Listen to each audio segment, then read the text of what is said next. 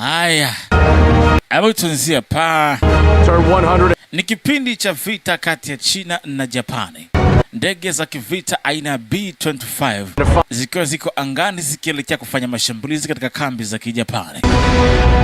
Hapa ilikuwa ni zamani kati ya vita kati ya China na Japani. Wamarekani walitumwa kwenda kuisapoti China kama washirika wao. Ziko ndege magrupu matatu zinakwenda kuishambulia kambi za Kijapani. Wamarekani waliingia kuisaidia China kama washirika wao katika vita dhidi ya Japani. Kuna madogo fulani wa Kimarekani hawa hapa walikuwa kiendesha ndege. Walikuwa marafiki hawa. Akaambia ndugu yangu, ili jua ukiliona unahisi familia zetu zinaona ili jua pia. Asema hata bendera ya Kijapani pia inaona jua hilo pia. Asema Wajapani wale sojua. Hawa Japani wapuzi wakubwa. Tunakwenda kuonesha adabu. Hasa hawa wanakwenda kuisaidia China katika vita. Hawa na Wamarekani wanakwenda kuisaidia China katika vita. Ama tuingie kwa Wachina wenyewe. Asema Waitalo wamejisalimisha, Wajerumani wameishia. Wajapani hawatakaa muda mrefu katika ardhi ya China. Makosa haruhusiwi kufanyika. Ichijo lazima afe. Ichijo kaua watu wetu wengi sana. Na Ichijo anahamishwa kuelekea Filipino. Ameua wananchi 48. Lazima Ichijo auawe. Alikuwa ni kamanda, anampa kazi kijana hao mmoja wa kazi. Huyu ni kamanda mkuu. Alikuwa anampa taarifa kijana mmoja ambaye naye ni askari afisa. Huyu afisa aliambiwa Ichijo anahamishwa. Kuchukua nafasi kabla hajahamishwa kwenda upande mwingine, tumuue Ichijo. Ichijo anafaa afe. Mara mwisho tulimkosa katika mgahawa. Safari upasi kumkosa tena Ichijo, kumuua. Asema Ichijo anapenda mchezo wa bowling. Hawezi kuondoka hapa China bila kupita katika klabu yangu kucheza mchezo huo. Basi akisha unafanya kitu kumuua Ichijo, kamanda wa Kijapani. Nishazoea mheshimiwa. Nenda ingia kazini. Huyu mzee akampa kazi, akamwambia ingia kazini. Huyu jamaa yeye ni Mchina, lakini anafanya kazi pande mbili. Anafanya kazi kama shushushu wa Kichina, lakini pia anafanya kazi na Wajapani. Maana yake yeye ni mtu ambaye anafanya kazi kama mpambe wa Japani, lakini yeye ni Mchina mzalendo wa Kichina. Kwa hiyo anawachunguza wa Japani siri zao, anapeleka kwa China. Kwa hiyo anafanya kazi na watu wote wawili. Wanamuita Ward. Hebu tuingie katika mitaa ya Kichina huku Hongmong. Maisha ni magumu sana sababu wakati wa vita kwa maisha ni magumu kulikwale. Kuna vijana fulani ambao ni wazalendo. Hawa ni vijana wazalendo katika nchi yao. Wakiwa hapa basi wanasubiri misaada ya michele iweze kuletwa. Asema nafikiri leo magunia ya mchele yataangushwa. Lakini ghafla juu zinapita ndege za kivita. Anasema inaonekana hapa leo mchele hautakuwepo. Wanajua hapa leo mchele hautakuwepo. Kuna bango la Kijapani liko pale. Binti akanang'oa kwa hasira sana. Hawaogopi wa Japani wanapong'oa mabango yao. Akaambia woga ubadilishi kitu wote mtoto. Akisha unakuwa jasiri siku zote. Mama alimwambia hivyo, akatoka kwa ishara fulani. Huku mtaani kuna binti mwingine mdogo alikuwa anacheza mchezo fulani wa chesi la Kichina. Huu mchezo unaitwaje? Mchezo wa drafti ya Kichina. Huu unaitwa Lion Rock, yani mchezo. Ghafla kasikia ndege zinapita. Mkisikia ndege zinapita, muinamisha vichwa chini. Sasa wakati ndege zinapita, zilikuwa ni ndege za wale watu wa Kimarekani wamekuja kuisaidia China. Wakati ndege zinakuja, zilionekana. Unaona? Wajapani waliziona ndege za Kimarekani zikija. Wakaambia degree 120. Hapo achia makombora. Sasa wakaachia makombora kwenye kambi za Kijapani. Unaona? Kambi za Kijapani zikashambuliwa na makombora ya Wamarekani. Kama inapigwa. Mashambulizi yakaanza, ndege zikaanza kupita pale juu, lakini ndege za Kimarekani zikaanza kushambuliwa na ndege za Kijapani. Mheshimiwa, tayari tushamaliza hilo eneo. Asema bado mko eneo husika, shusha mabomu endelea kushambulia. Asema hapana, tushavuka tuko eneo la wananchi. Asema hilo eneo pia ni sehemu ya shambulizi, achia mabomu yaende chini. Mabomu yaachilia huko chini. Mabomu yakaachiliwa. Kumbuka wananchi pia wanaishi karibu na kambi za Kijapani. Makombora yakaachiwa, yakuta baadhi ya wananchi wanaokaa karibu na lile eneo. Wananchi wengi pia wakahusika katika kufa katika ile eneo. Asema misheni yangu imeisha. Kama misheni imeisha, ondokeni. Kuambiwa ondoke, ghafla zikaja ndege za Kijapani zikawaona. Cheki, ndege za Kijapani zikawaona, wakaanza kushambulia ovyo ovyo. Ndege za Kijapani zikawaona. Unaona? Mheshimiwa, tunashambuliwa. Asema nimeona wanashambuliwa. Ndege za Kijapani zikawakuta. Nakumbuka hao ni Wamarekani. Wamarekani na Wajapani hawapatani kabisa.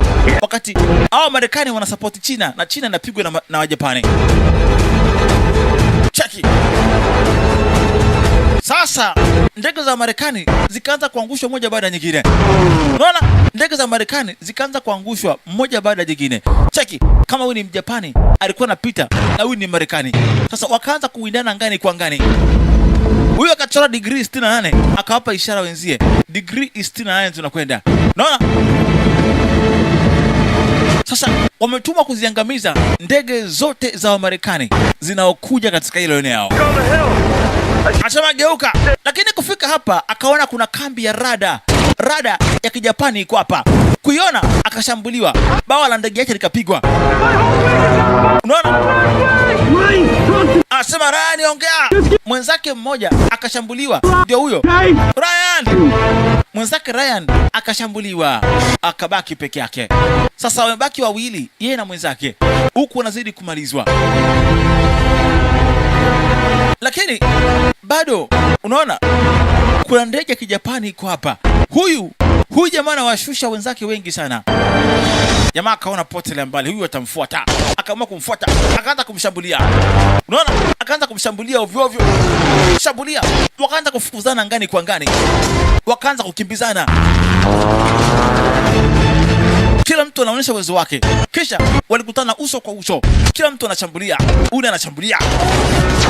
Chuba. Kama anashambuliwa. Sasa shambulia, lakini wapi? Huyu Marekani ana machungu. Marekani ana uchungu, mwenzake ameweza kuuawa. Akapima. Chuba. Ikamkuta. Mjapani akapigwa ya jicho. Hello. Alingolewa jicho bwana na risasi. Jamaa akasema talipia. Wakavana uso kwa uso. Chuba. Lakini huyu Marekani bawa likaribika. Kufika hapa alimkwepa akapita. Lakini ndege lake liliharibika bawa. Ndege yake ilikwisha kuharibika bawa. Sasa ninaanguka kwa spidi kweli kweli. Anaikontrol, lakini wapi? Amebakia peke yake. Wenzake wote wameuawa. Ikabidi afanye haraka afungue kioo cha ndege atoke haraka. Ndege ya kizamani ni ngumu kweli kweli. Anafungua dirisha apate kujitoa. Ndege na kugonga chini vibaya mno. Kabaki peke yake. Akajitoa. Ndege ikaenda peke yake. Alijitoa na parachuti. Kisha ndege ikaenda ikiwa peke yake. Alifanikiwa kujiokoa. Ndugu zangu, kwanza kabisa asante kwa wote ambao tayari mmeanza kunisupport. Kwa muda mfupi tu tayari tumepata support nzuri sana. Kama bado hujachangia, huu ndo muda wako. Unaweza kunisupport hata kiasi kidogo tu. Support yako inanisaidia kuleta kazi nyingi zaidi, quality kali na upload za haraka. Link ipo kwenye bio. Asante sana kwa support yako. Anafanikiwa kujiokoa. Lakini yupo katika himaya ya Wajapani. Wajapani wanatawala China. Kwa hiyo yeye ametoka Marekani kuja kusapoti, lakini alionekana kwenye rada kwamba ameanguka maeneo haya. Kwa hiyo huyu Marekani alionekana kwa lazima akamatwe. Kuna maji yako hapa, akajiachia kunako maji, lakini tayari yupo katika himaya ya Kijapani. Ghafla zinakuja meli za Kijapani. Mkamateni, mchukueni. Oyoda alikamatwa pale. Huyu Marekani alishikwa. Picha unaita Against All Odds ya mwaka 2025. Yule Marekani alikamatwa. Huyu Marekani kukamatwa, taarifa ikawafikia serikali ya Kichina. Wachina wakasema Marekani ni mshirika mwenzetu na amekamatwa, inabidi aokolewe. Wajapani lazima wamlete katika jumba la kuchezea bowling. Wakimleta hapa Wajapani, sisi tutakwenda kumuokoa kama maafisa wa siri wa serikali. Tuna siku 2. Wakimleta hapa, tutaingia katika hii klabu. Tutazima taa. Nikizima taa, tumia nafasi hii kuweza kumuokoa yule Marekani. kisha tumwaishe katika kambi ya kijeshi. Lakini kumbukeni, amruhusi kupiga marisasi, maana kambi ya jeshi ipo karibu. Na wewe wapelekee taarifa wanajeshi wetu wakae tayari katika njia zote. Sawa?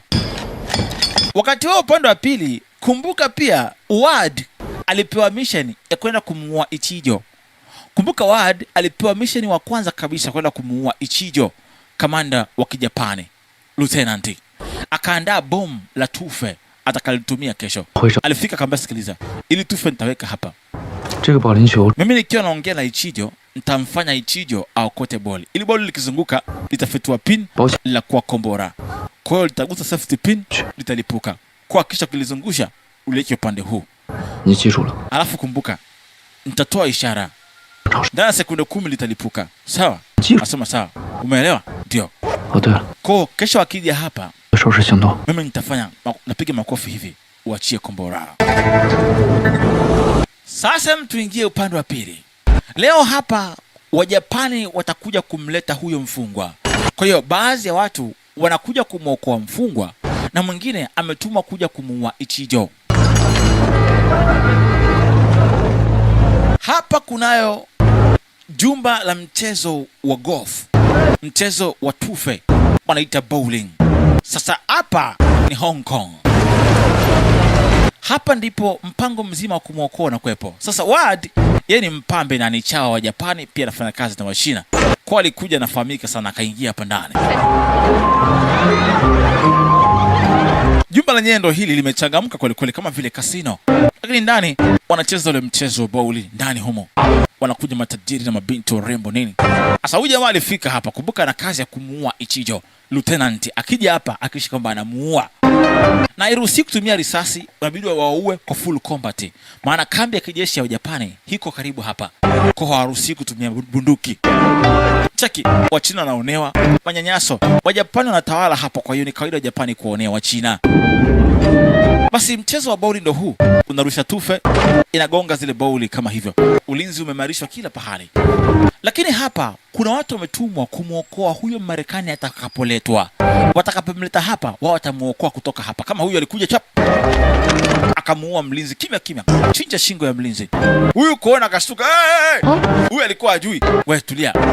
Huyu katuma mission ya kumuua Ichijo, kwa hajui kinachoendelea. Kwa kila mtu ana mission, ziko mission mbili hapa. Kuna ambao wametumwa kumuua Ichijo na wengine wametumwa kuja kuokoa. Ghafla Ichijo akaingia. Huyu ndo Lieutenant Ichijo. Ichijo ndo huyu, na huyu katumwa kumuua Ichijo. Ichijo ndio huyu. Ni Lieutenant anaitawala upande huu wa Hong Kong yote. Huyu akachukua mpira akauseti hapo. Ichijo anapenda kucheza mpira. Sasa Ichijo hakuwa amefurahishwa na yeye kuhamishwa. Kama huyu mpiga picha ni askari anajifanya mpiga picha. Ichijo hakuwa amependa kuhamishwa. Mheshimiwa, ongera kwa kuhamishwa mheshimiwa, nasikia unakusafirisha. Unakwenda sehemu nyingine. Nini?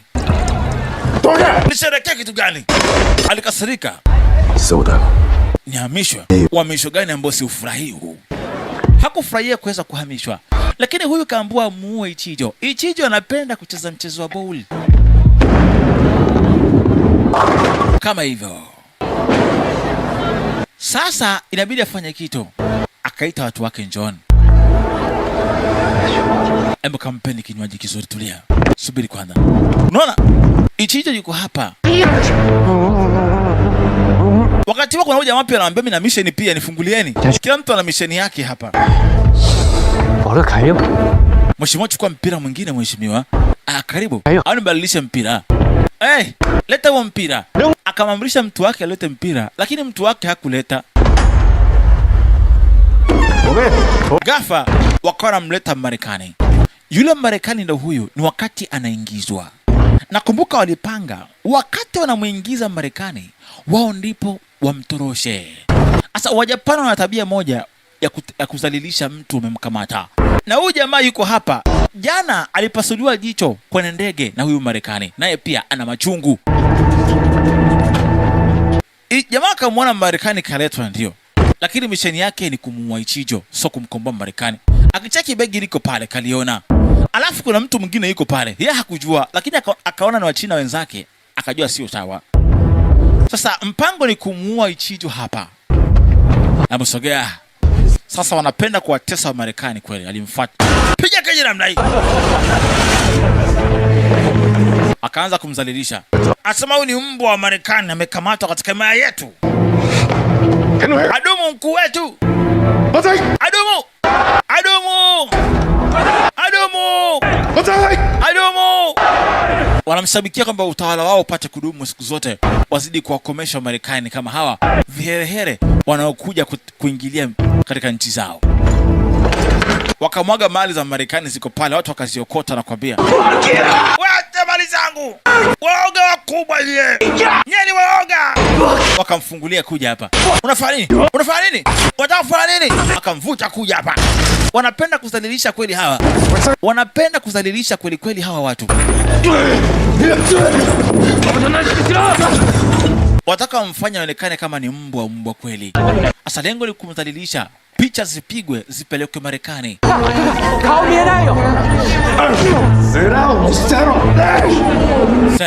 Shambulia kweli kweli. Hawa wametumwa kumwokoa. Huyu akaona soge. Ghafla kabla waokoe, kuna mtu mmoja akaingia. Huyu jamaa anapenda usafi, lakini pia Ward anamjua huyu jamaa. Aliwahi kukutana naye katika pilika za harakati katika misheni zake. Huyu jamaa anamuita Arina. Aria ni colonel, anakuja kuchukua nafasi ya huyu Ichijo. Aliingia na ana akili vibaya mno. Kufika pale alikuta anamtesa Ichijo. Ghafla alimuita Ichijo. Asama mtorosha mtuhumiwa ukamleta huku. Akitoroka itakuwaje? Sasa huyu ndo ambaye anakuja kuchukua nafasi ya Ichijo. Ichijo akamfuata. Colonel Arima. Masaa 3 hajafika uchukue ofisi. Bado muda wako. Huu ni muda wangu wa ukuhusu Jamaa kacheki mpango usharibika. Kwa kumuua Ichijo itakuwa kazi ngumu. Na masaa nazidi kusepa. Jamaa akaona pata kwa ngumu kumuua huyu jamaa. Kumbe ni masela bwana. Asema ndugu yangu maigiza vizuri. Asema hata hivyo, lakini umechukua nafasi yangu bwana. Unanipa nafasi ndogo kama hii. Sasa Marekani anapigwa kweli kweli. Anyway, wale marafiki hawa. Huyu mfungwa akipotea ndugu yangu, kesi itakuwa kubwa kwa upande wako, maana wakuu wanamtaka akiwa hai. Kwa kisha namlinda storoke wewe kuchunga. Hamna shida. Asema sehemu imejaa watu wa Tokyo wengi sana kwa hapa. Hawezi kutoka. Tukapiga picha naye huyo. Asema haina haja. Ni kazi yako umefanikisha hiyo, kwa kupiga naye picha wewe. Basi sawa. Arima. Colonel Arima. Njoo kajiandae na wewe, kaandaa chakula kwa ajili ya Colonel. Sawa. Subiri kidogo. Ngoja. Huyu jamaa akamfananisha hivi. Kumbuka Ward alishakutana naye huyu jamaa kwenye pilika zake. Huyu nani? Anakusaidia nini mheshimiwa? Asema ni mtu wetu hapa Hong Kong, anatufanyia kazi huyo. Atakuwa mshirika wako kuanzia sasa hivi. Umtunze Colonel Arima. Sawa. Wewe ndo kibaraka wa jumba la kifalme sio? Ndio la Kijapani. Ungependa kupiga picha na huyu Marekani au vipi? Tumzalilishe huyu. Asa kana piga picha kwa namtesa huyu Marekani. Hapana mheshimiwa, haina haja. Eti jamaa kana mpima kijanja, akamwambia nakutania tu. Natumai tutafanya kazi kwa ushirikiano mimi na wewe. Maana baada ya huyu kuondoka nitakuwa mimi niko na wewe tu hapa muda wote. Na sasa huyu jamaa na akili kashamfananisha kama washai kukutana hivi. Njoo tunyoote leo. Akamkaribisha wanyo wote, lakini ni kama anamfananisha Ward ashai kumuona mahali katika pilika zake za kijeshi. Asa namwangalia kwa macho ya tahadhari sana. Shanghai. Umetokea Shanghai Ndio. Nilifanya kazi katika jumba la kiwanda cha vinywaji. Mzee akana mwangalia kama hii sura songeni mbele yake, kwa anamcheki kwa tahadhari kweli. Ana akili kweli huyu jamaa. Akana mcheki kwa tahadhari kubwa sana. Kama huyu jamaa shai kumuona hivi. Unafahamu harufu ya damu na pombe kichanganywa? Hapana mheshimiwa, sifahamu. Lakini anakumbuka washai kuvamia jumba la kiwanda cha vinywaji na akamuonaga huyu jamaa, ila anamfananisha. Miaka miwili iliyopita bwana tulivamia kiwanda cha Kichina cha Obon. Tulivamia kiwanda cha Shanghai cha pombe, na tukaua wa China 20 pale, tukaua. Na wakati ule Mchina mmoja alitoroka bwana, akamekimbia kupitia chemba za mavi, na tukumuona tena huyo Mchina, alitorokaga huyo mmoja tu. Ni kweli, poleni. Aibu ni kwamba ile pombe ilipotea bure. Asama ile siku huyo jamaa alitorokea kupitia chemba za mavi na chemba za uchafu, alitorokea akaondoka. Jamaa nakumbuka ni yeye ambaye alitorokea chemba za uchafu, ni kweli. Asema kumbukumbu yangu kama haijakaa sawa hivi, sura yake jamani kama inafanana fulani hivi. Sasa huyu jamaa alipoangalia, kumbe huyu Arima ashai kumuona sura huyu jamaa kipindi hicho, ila hakumuona vizuri. Ila sasa anamfananisha kama ni yeye au sio yeye, kwa anampima kwa maswali kijanja. Piga chuma akamkosa, akamevuka. Naye akapigwa ya mguu. Lakini alikariri namba ya kiatu cha huyu jamaa. Anasema so watu wengi wanaifaa kunikimbia, ila huyu bwana alifanikiwa kunitoroka. Mheshimiwa pole. Okay. Kiatu chako kia namba 27. Unavaa namba 27 ya kiatu, si ndio? Anaongea kwa tahadhari kama anampima hivi. Asema njoo tucheze wote.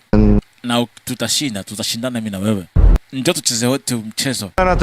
Namba 27 na 28 hebu leta hapa. Lete matufe tucheze. Asa mpango wa misheni yake uko umeharibika. Upande wa nje lakini maaskari wanajipanga kumtorosha yule Marekani. Mpango ni kumtorosha yule Marekani hapo ndani. Binti anawaje karatasi, anawazuga. Anamwaga karatasi, anawazuga, wakipita hawapata kuingia upande wa ndani. Naona hawa faster wanaingia upande wa ndani. Hawa kavaa kama askari chap, wakaja wakafunga mlango hapo chapu, wakatulia. We, naenda wapi? Huku nasubiri muda ufike. Huyu akaona alianzishe, akamtusi pale, akaandika moron, yani mtu fulani katili au bedui. Aliandika pale. Sasa viatu vikaletwa namba 27 na 28. Anataka mpime viatu kama vinamwenea. Anakumbuka anamfananisha na mtu ambaye alipigana naye kipindi fulani. Wakati huo jamaa ambaye anamisha na kumwokoa Marekani akaanzisha ugomvi. Mheshimiwa karibu. Huku Marekani wanamfanya vile ambavyo wanataka kumfanya. Huyu mmoja akachukua mpira kama andika tusi. Moron. Na ntukana huyo. Akamrushia Arima. Amekutusi. Na anakuchokoza Ichijo huyo. Kuna mtu yuko pale. Akahisi kuna mtu katika upande wa tufe na kwenda. Ghafla akazima umeme. Umeme ukazimwa. Umeme kuzimwa, mpango uanzie pale pale. Huyo alikatakata hapa kuangalia kama kuna mtu. Yaani mlindani Marekani asiibiwe. Ghafla kumbe wanawake walikuwa ingia hapa, onge ni maaskari. Cheki. Fasta wakaanza kushambulia. Mashambulizi yakaanza pale pale. Binti akaingia kazini pale pale. Chapo wa Japani bela. Nikichapo. Kapindua wote. Haruhusi kupiga risasi. Maana kambi iko karibu na hapa. Fata. Tembeza kichapo cha hatari. Wakamchukua. Sikiza. Si marafiki zako tunakutoa hapa. Ghafla kaingia mtu mwingine. Jamaa akaona alianzisha. Akaona alianzisha pale pale. Akalianzisha pale pale. Huku mechi inawaka. Ichijo anakutana na ndani hapa. Mechi inapigwa. Wakati huo huyu Mjapani mmoja ana hasira na Marekani, alimshambulia jicho siku zile. Marekani alimtoboa jicho, ana hasira naye bado. Upande pili pia Ichijo anakata panga kweli kweli, anatumia uswadi, akapora uswadi kuja pa akamwangushia kwa misumari. Chini na misumari. Mimi hapo chini. Mechi ile upande pili. Colonel Arima yuko na Wadi. Wanashambuliana na Wadi hapa. Kama nawekwa. Mechi inawaka hapo. Wali nipasua jicho kwenye ndege siku zile. Leo nakumaliza wewe. Yeye akaambia mpuzi wewe. Fuga dawa. Takumuua. Wakaingia kumsaidia. Chuma napigwa. Akishali Marekani achukuliwi. Huyo Marekani ni wa muhimu sana kwao. Wajapanya na mtaka Marekani ni wa kwao huyo. Mechi inawaka upande pili. Dani anaingia pale pale kutoa msaada. Huyu komando wa Kijapani ameuka kweli kweli. Waje anapita hapa, anamkuta mtu wake vipi? Bomu liko wapi? Liko nani humo? Akaamba bomu liko humo. Arima anakuja. Akatoroka. mchukue Marekani asiende. Chini waka. Kuna komando wa Kijapani yuko hapa. Kuna komando wa Kijapani ni mgumu kuua. Huyu chongo. Yuko chongo lakini yuko fiti kweli kweli. Anamtaka Marekani, alimpasua jicho. Ikabidi amchangie wote wawili. Amekuwa mgumu kumuua. Pale pale. Weka mkono lakini wapi? Kamchangia wawili. Mpaka mtupia huko. Jamaa kazima hapo hapo. Marekani ndio huyu, wanamtorosha. Ghafla askari wa Kijapani wameingia. Askari wa Kijapani wanaingia pale ndani. Wajapani wamefika kwa wingi kweli kweli. Wacha msimuue Marekani. Anatakiwa akiwa hai huyo. Sasa Ward akachukua lile tufe lenye kombora akaliunganisha pale. Huyo Marekani achukuliwa akiwa uhai. Kufika hapa akaona tufe. Huyu jamaa kuona alijua ni bomu. Kimbieni! Kombora likalipuka. Si mchezo. Sasa vikosi vinazidi kuongezwa. Upande wa nje pia kuna askari wamejipanga wako hapa. Pale pale wakatoa msaada kusaidia wenzao walioko na upande wa ndani. Wakaangushia bendera ziko na mafuta. Pisha wanamtorosha. Kisha wanawasha mioto kuwazuga askari na kuwachomea upande wa ndani. Chuma chuma. Fika pale. Chapa chuma. Tutoke nje ya mji wa Anchai kwanza. Tutoke hapa Hong Kong kwanza. Chuma chuma. Nyubako. Chuma.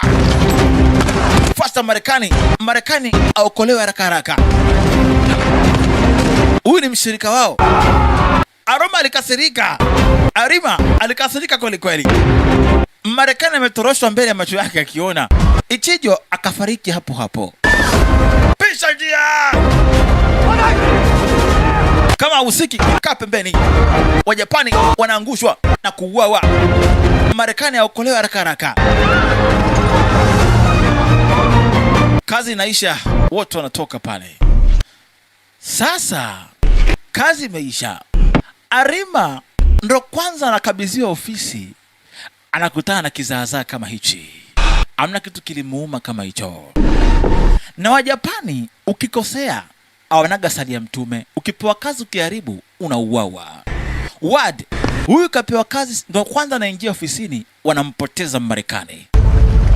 Ambu tuingie kunako bahari, wanavuka kuelekea upande wa pili. You speak English? Hey. Wanaongea Kiingereza au vipi? Asa Marekani hajui Kichina, kwa inabidi mtu kwa tafsiria. Kwanza akamfuata mshikaji wa mjui. Oya, tuko nje wa Anchai, hebu niambie, wewe ni nani? Huyu Marekani akachukua pisto. Mko chini ya ulinzi wote. Niambie nyinyi na kina nani? Why did you rescue me? Mmeniokoa ndio, lakini mniambie nyinyi akina nani? Sina ubaya na nyinyi. Niambieni nyinyi ni akina nani? Mmeniokoa ndio. Akaamba soma hii. Kucheki? We bring you home. Tutakupeleka nyumbani. Sisi ni kundi la gorila. Ngoja bwana. Kaa hapo. Sisi tupo kukuokoa wewe. Tumetumwa tukuokoe wewe na serikali yetu. Sisi ni marafiki. You guys this? Nyinyi ndio watu wa kampuni hii au Umoja wa Kisovieti wa kikomunisti au? Jamaa kaambia sio. Sisi ni hawa hapa. Jamaa akamuonesha bendera hii hapo. Akamuonesha hiyo alama. Sisi ndo hawa hapo. Communist Party? Mwenyewe wa komunisti. Umoja wa muungano wa vita kikomunisti. Asema wewe, ili boti la kwako, afu umetuingilia ghafla. Tuambie wewe ni nani? Hivi umeacha kile nyumbani au unawaza ujinga wewe? Kwa wazi tuambie. Ili boti langu mmetumia kusogea kuja huko. Kwa hiyo vipi kwani? Wasigati wewe. Ulifuata wenzako wakaenda kuoa na Wajapani. Nafikiri sikujui. Na wewe hapo? Bosi ni Dani wewe. Dani ulikuwa mcheza soka wa China kabla kujiunga na jeshi. Na yule pale binti, familia yake iliuawa na Wajapani. Yeye anafanya kazi kama mpelelezi wenu, si ndio? Na kikundi cha gorila. Na wewe hapo, wewe ni msomi. Lakini mabinti zako watatu waliuawa na Mjapani na walikuchorea hapo kwenye bunduki yako. Unaona? Nyie wote mmeungana mkaunda kundi linaloitwa gorila, mashujaa. Si ndio? Ni kawaida adui yetu kutujua pia. Hata adui pia utujua vizuri. Siku mbili zilizopita nilipata kazi ya kwenda kumuua Ichijo. Misheni yangu ni kumuua Ichijo. Lakini nyie mmeingia ghafla. Ila mlikuwa mna bahati.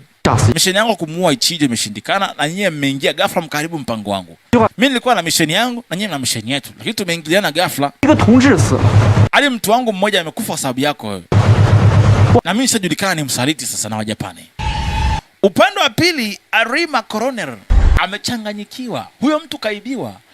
Wakuu wake wanamtaka Marekani akiwa hai na tayari kaibiwa. Asema funga bichi zote, funga mitaa yote, kundi la gorila lisitoke hapa Hong Kong, wapatikane haraka iwezekanavyo. Fanyeni juu chini, hao watu wapatikane haraka iwezekanavyo. Ndio akishindwa kumpata hana kazi na hata uwawa. Wajapani wanaga sali ya ntume kwenye kazi. Embo mchezo wa kujificha uanze, tutafutane. Halo, asema tutafutane mpaka tupatane. Embo tuanze. Wakiwa katikati ya maji, asa wana meli ya kivita kijapani inapita hapa. Meli ya kivita kijapani inapita. Akamba mstari, subiri. Ngoja. Msikurupuke, tulie tu. Do you speak English? Unaongea Kiingereza au? Asubiri. Akaambia shusheni maturubai, mimi nitaongea nao. Ghafla alikuta meli ya kijapani inapita. Mnaambiwa mjitambulishe au mshambuliwe. Nyake ya nani? Sasa tulia. Mimi nitaongea nao. Wadi alifanya kazi nao kwa na waelewa. Wadi anajua Kijapani kwa akawajibu. Sisi tunaelekea Shimile. Hagashi kaamrisha nipeleke madawa ya haraka. Mimi ni Hagashi hapa Ward. Unafanya nini baharini usiku huu? Nimepasa dharura kuelekea Penicillin. Kuna wagonjwa wengi sana wa vita. Kuna peleka madawa kwa haraka iwezekanavyo tukatibu wagonjwa kule. Haipasi kucheleweshwa, ni ghafla sana. Na nikichelewesha, mheshimiwa atawajibishwa. Sawa, mmeruhusiwa kupita. Basi wakaruhusiwa waweze kupita bila kushambuliwa. Alisema kwamba anapeleka madawa. Kuna majeruhi wengi wa kivita, wagonjwa ni wengi kule wa kivita. Inabidi wapeleke madawa kwa haraka zaidi. Kwa hiyo Wajapani wakawaacha wapite, nao wakapita. Kwa hiyo ikawa imeisha hiyo. Aliongea nao Kijapani.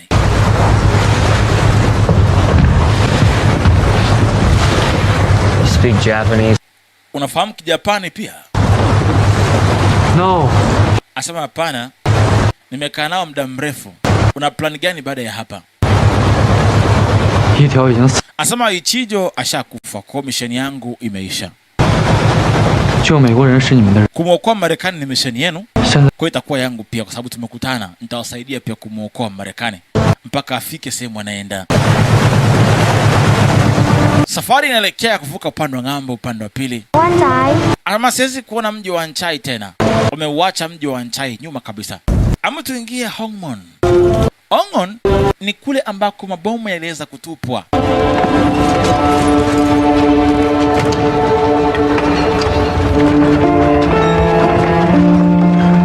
Huku mabomu yaliweza kutupwa mengi sana. Kwa maafa ni makubwa mno, wananchi wamekufa, majumba yamebomolewa, miundombinu imeharibika. Basi wakati wanamvusha Marekani walimficha katika maiti. Jamaa anachungulia na cheki, anaona kabisa mabomu aliyoyaangusha yeye na wenzake kwa bahati mbaya katika eneo hili kwa kufuata amri yameweza kuharibu watu wengi zaidi. Maeneo haya watu wamekufa, hasara ni kubwa mno. Anakumbuka walipita hapa na ndege zao wakaachia makombora kutokana na amri. Aliwaambia wakuu wake ile eneo la raia, lakini wakuu wakaamrisha achilie makombora kama amri inavyosema. Kwa hakuwa na jinsi, aliachia makombora katika ile eneo. Aligundua kuwa walifanya makosa makubwa, na hawa ndio watu wanamuokoa leo. Watu ambao waliwaua kwa bahati mbaya, nao wanamuokoa maisha yake leo, uweze amini. Basi walivuka mji wa Hongham, wakaelekea kunako pori mbele kidogo, kuna mlima, kumpeleka huyu jamaa katika eneo lao, mahali wenzake watakuja kumkuta hapo.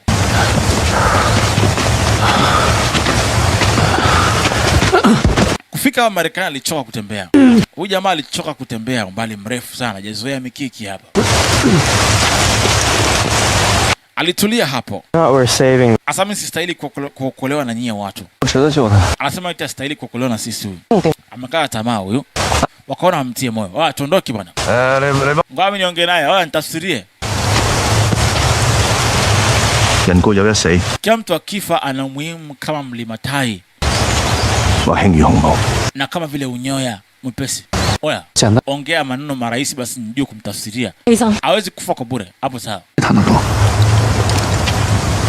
Wanasema hawezi kufa kwa bure bure. Binti akaona mtie moyo, huyo amejikatia tamaa mapema sana. Akaambia kuwa huyu shujaa. Kuwa kama huyu shujaa. Unaona huyu? Huyu ni shujaa.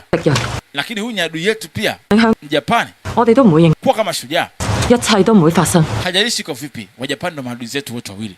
Huyo jamaa hapo alipigania China kabla ya kufa na kuuana wa Japani. Kuwa kama yeye. Jamaa akaambia rudini huko, mimi nitaongea naye. Anyway, leta maji ya kunywa kidogo. Wakaona apate kunywa kidogo. Jamaa kabidi amwambie, yani ampe taarifa kidogo.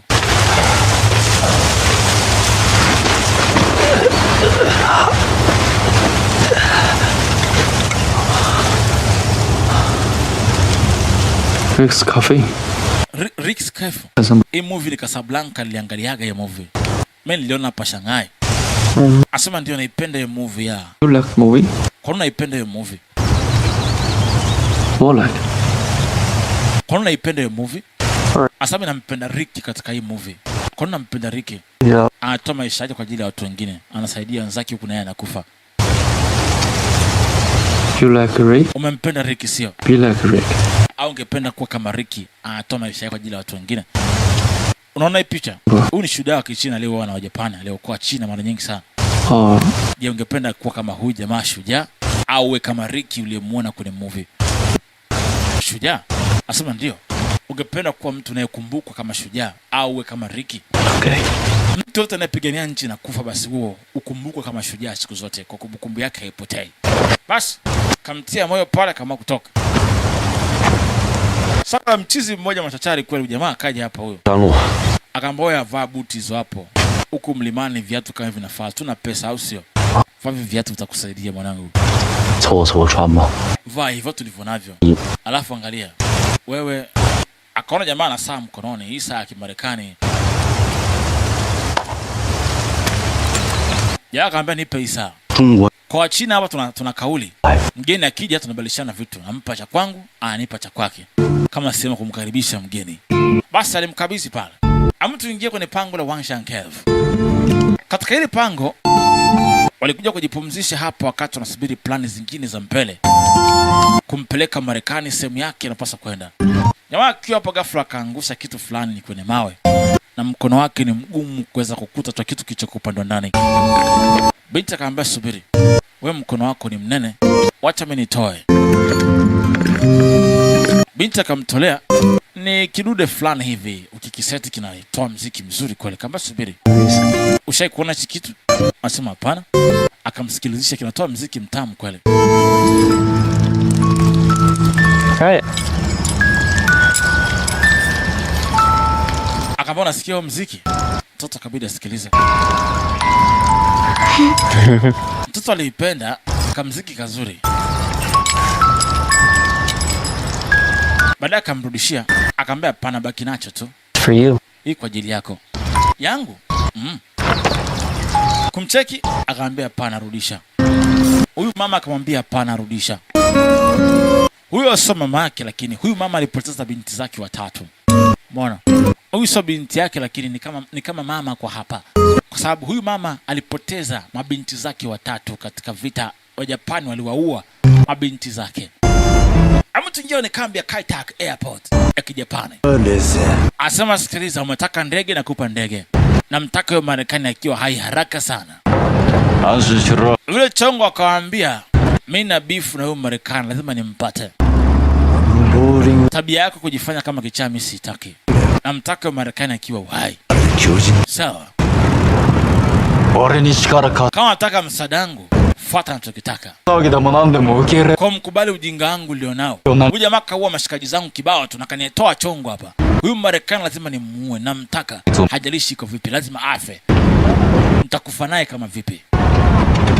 Ya kamba sikiliza. Wewe umenisumbua sana ujue. Lazima tumshike huyu mtu akiwa hai. Alicheka sana huyu. Naruhodo. Akaambia nimeona sasa unanyamrisha. Asema kiongozi Isogai anamtaka huyu.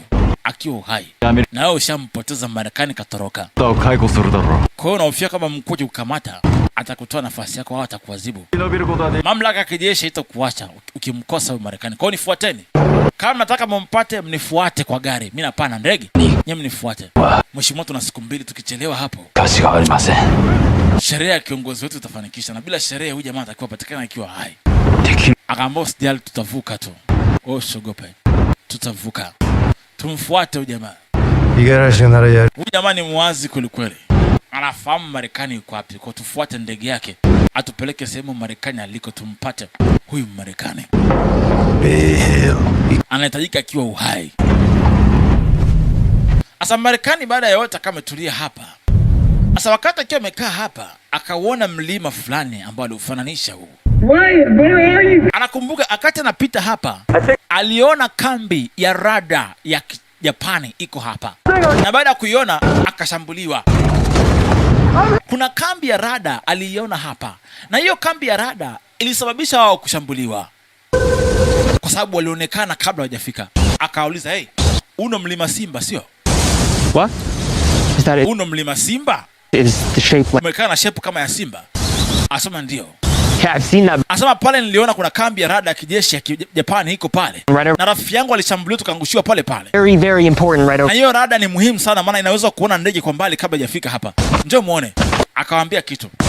Hiyo rada ilisababisha tukaonekana mimi na wenzangu tukauawa. Hiyo rada ina uwezo wa kunasa ndege zikosa zinakuja kwa mbali kabla zifike eneo husika. Kwa hiyo tulionekana na hiyo rada. Hiyo rada ni muhimu kuiharibu. Uliona wapi? Sure. Asema sina hakika, lakini katika haya maeneo niliyoyaona kuna kamera yangu ya kwenye ndege iliipiga picha. Asema ana kamera kwenye ndege yake, kuna kamera. Hiyo kamera imepiga picha. Rada gani hiyo? Asema miaka 5 iliyopita wa Russia walikuwa na rada kama hii, wa Jerumani. Rada yao ilikuwa na uwezo wa kuona ndege kilomita 100 kabla hajafika, ni rahisi kuzitungua. Kwa hiyo hii pia kijeshi ni siri nzuri sana kuwasaidia kupata ushindi. Kwa hiyo anasema ndege yake ilipiga picha hiyo kambi ilipo. Kwa hiyo tutafute ndege yake ilipoangukia, tukachukua hiyo kamera, ina taarifa za kitelejensia. Akaulizwa, ndege yako iliangukia wapi? Asema ramani yangu hii hapa. Ndege yangu ilipoangukia kuna hiyo kamera kwenye bawa la ndege yangu. Tukipata hiyo ni rahisi kujua hiyo rada iko wapi. Jamaa kaambia, angalia amepindua ramani. Hapa. Asante. Ndege yangu iliangukia hapa. Hapa itakuwa katika ujenzi wa kwari ya kutengeneza masilaha. Wajapani wako wangapi pale? Asema ni wengi kweli kweli. Jamani, misheni yetu ni kumuokoa Marekani. So kufuatilia rada ilipo. So misheni yetu kufuata rada. Kwa tumuokoe Marekani, kesi imeisha. Twendeni huko. Akaambia hapana. Kukuokoa wewe ndio misheni yetu. Amweze kunizuia. Mwenzangu alikufa, aliuawa na hao watu. Na waliona rada iko pale. Rada iko wapi? Hebu njoo pembeni tuongee. Ikabidi Ward amweleweshe Dan. Hatuwezi kufuata huyu askari ndio. Lakini kila siku unasema kwamba umuhimu kama mlima, rahisi kama unyoya. Lakini misheni yetu ni kumuokoa huyu. Sawa, ni kumuokoa Marekani, misheni yenu inafahamika hivyo. Lakini kumbuka Nyamini anachokwambia. Hiyo kamera iko na picha ya rada ya kambi yao. Hiyo kambi ni muhimu. Maana wanatusaidia vita hao watu.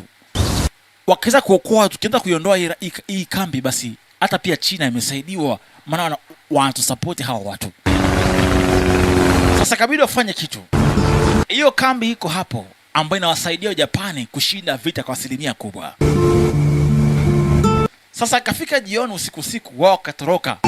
Waligawana, wachache wakaenda, wachache wakabaki nyuma. Wametuacha hawako. Binti anaamka anamwambia Dan, wametuacha wengine wameenda. Shika. Hello. Tuwafuate. Dan akasema, wao wametangulia, sisi tutawalinda. Sawa. Wakawafuata. Wao wametangulia, wao watawalinda. Wakaamua kuwafuata tu kwa walipoenda.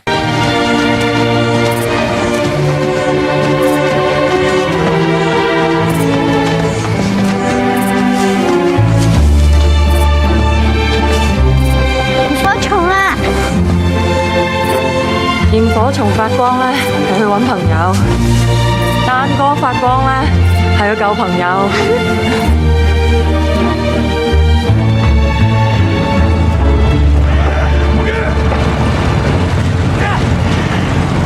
Sasa hao jamaa wanasonga wakifuata ile ndege inapoenda. Kamanda Coronel Arima yuko hapa, anaifuata ndege ya mshikaji hapo juu, wajue sehemu Marekani walipo. Fuateni hiyo ndege inakwenda Marekani, yuko huko anapoelekea huyu bwana. Sasa wakazidi kusonga pole pole. Hawa nao walifika kunako kwari. Hapa kuna ujenzi unaendelea katika maeneo, na ni kweli ndege au jamaa iliangukia hapa. Ndege yake iliangukia hapa ya huyu Marekani. Kufika hapo alikuta kuna ujenzi unaendelea hapa ambao si wa kawaida.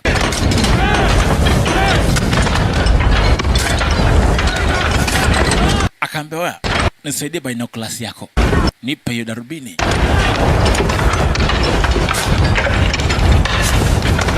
Alichungulia akaona anatafuta bawa lilipo. Bawa ndo hili pale. Aliona bawa lile pale, kamera iko hapo. Kucheki jamaa na darubini nyingine tena. Amezitoa wapi? Jamaa akiwa Mjapani anachukua darubini anazichukua. Emleta hiyo. Akawa amechukua hiyo, yakachukua nyingine tena. Anazo nyingi. Wewe unataka kufanya biashara darubini nini? Taking the nose of the plane. Alipoangalia wanahamisha kichwa cha ndege yake, wanapeleka sehemu nyingine. Anasema sijui wanapeleka wapi kichwa cha ndege yangu. Msione kama ni kitu cha muhimu sana. Anasema hiyo haina muhimu wote. Sinakuwa tu gofu la kawaida. Anasema sijui hiyo kichwa haina hela yote. Mbona nakichukua kichwa ya ndege wanapeleka wapi? So kuhusu pesa hapo. Hapo wasikia.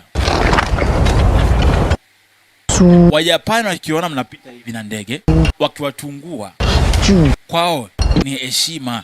Yaani kwao ni kuongezwa cheo. Kwa hiyo ndege ni ushahidi kwamba alikushambulia. We go get the camera. Anataka nikachukue kamera iko pale. Anasema kwenye bawa pale kuna kamera, twende wote. Naongea kuhusu nini, mbona sieleki lugha chenu na nyie? Sasa huyu mmoja anafahamu kutafsiri lugha ya Kichina na Kizungu. Jamaa kaangalia akaona kuna kengele iko pale. Akamba sikiliza. Pale kuna kengele pale. Hapo aende kwa plan ili wachukue kamera. Asema sikiliza. Weka kagonge pale kwa itafanya kazi wote wakusanyika sehemu moja. Sawa? Mimi nitaenda kuwazuga. Alafu sikiliza, wewe utakwenda na mimi, utapanda pale juu, kisha unangoa kamera mara moja. Mimi na wazuga wa Japan. Haya, waligawana kazi. Yeye akaenda kuwazuga sana fahamika. Huyu akaenda kupiga kengele ili wafanyakazi wote waje.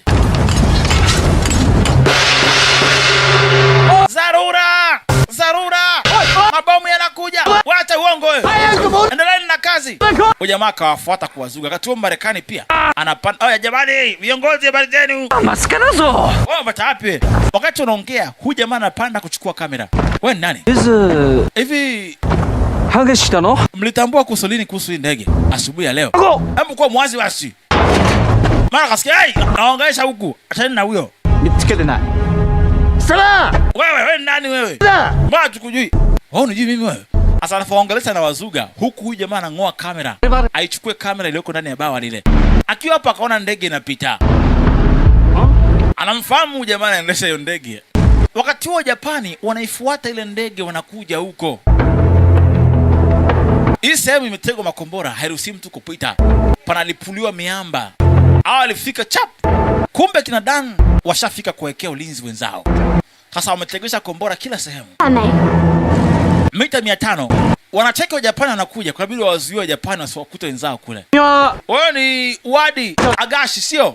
Jamaa anafungua. Hey! Mbona tuongelesha? Afa akashambuliwa pale. Wanasikia mlio wa risasi. Jamaa akaja pale, oya. Zoa. Nishamaliza kazi. Bunduki ziapo. Ghafla akashambuliwa. Huyu akangoa kamera. Ghafla lipua kombora. Wakalipua makoromoko. Kama inaanguka, mawe yanashuka ya hatari. Wakawazuia msafara njiani. Wale wenzao wakazuia msafara njiani, wenzao wasikutwe. Mawe yanashuka ya hatari. Fanya haraka tuondokeni. Wenzao wamefika kuwasaidia. Mawe mheshimiwa. Wakachukua kamera, ndio hiyo. Wameshaipata kamera, wanaondoka nayo. Kamera amefika pale, Coronel anacheki, akaamrisha mizinga ifunguliwe. Wacheni, tunamtaka akiwa hai Marekani. Jamaa kucheki hapa kuna lift inateremka mpaka chini hapo. Kaona waende. Toeni mawe mpite. Panda juu ya mawe mwakute. Wengine watoe mawe, wengine wapande. Hawa inabidi wasepe haraka haraka. Shika bunduki hiyo. Pistol. Jamaa kachukua silaha za kutosha siku hapa. Na wewe shika pistol hapo. Unajitetea. Hapa tu katikati ya shamba lao hapa. Ni kutoka. Kamera amepata. Mzee anacheki kwa mbali. Anaona kuna kamba kuteremka, kuna lifti kwa hapa. Kaisa. Lipua lifti. Kata ile lifti pale. Na hisi utaitumia hiyo lifti. Chuma inalia. Chuma. Jamaa kajikinga hapo. Jikinga na bawa la ndege. Wanavuka. Katani lift hiyo atatumia hao. Wanataka atumie lift kushuka chini moja kwa moja. Chuma inalia. Jamaa kategesha ngoma hiyo. Tondoke. Kampakia mtoto pale na Marekani ndani ya chombo. Watembee nayo hiyo. Chuma inalia namna hiyo. Jamaa kafungulia lift iende hiyo. Chapa chuma. Huko wanashuka, wanajikinga. Sogea. Ward. Dani yuko pale, kiongozi wao anawaamrisha. Binti na yuko fiti kweli kweli. Chuma. Amo, shika chuma hiyo. Alishua risasi. Binti anakoku mashina. Vitu. Walikata mkanda hiyo. Kama anashuka bila break. Oi. Msaidiani huyo. Gasti yuko pale. Gasti yuko fiti kweli, askari huyo hapa. Oi chapo, atumie break kustopisha ngoma hiyo. Hao anakwenda kwa speed kweli kweli. Fika akachukua mstimu ulikuwa hapo. Choma chap. Shika kazuia hapo. Kawadaka ngome kaenda peke yake. Sai, wangegonga vibaya sana. Wangegonga vibaya mno kwenda chini. Bado mashambulizi yanaendelea. Sasa watoroke haraka haraka watoke hapo. Wajapani wanazidi kusogea kwa tekniki zao. Colonel Arima yuko pale. Nyene ndani. Danya anawaambia nyene ndani nyie. Binti anashuka. Mdogo. Fika hapo. Dan twende. Dana akaambia hapana. Nyene ndani. Tangulieni. Fatani ramani ilikoelekea. Wajapani wanazidi kusogea. Dani kaona hawezi kuwasaidia. Inabidi abaki ili mmoja abaki kuwasaidia, wengine waende. Dan akachukua makombora. Rusha makombora. Chuma. Puko wa hatari. Dani kaamua kubaki, wenzake waende. Dani! Wewe tulia wewe.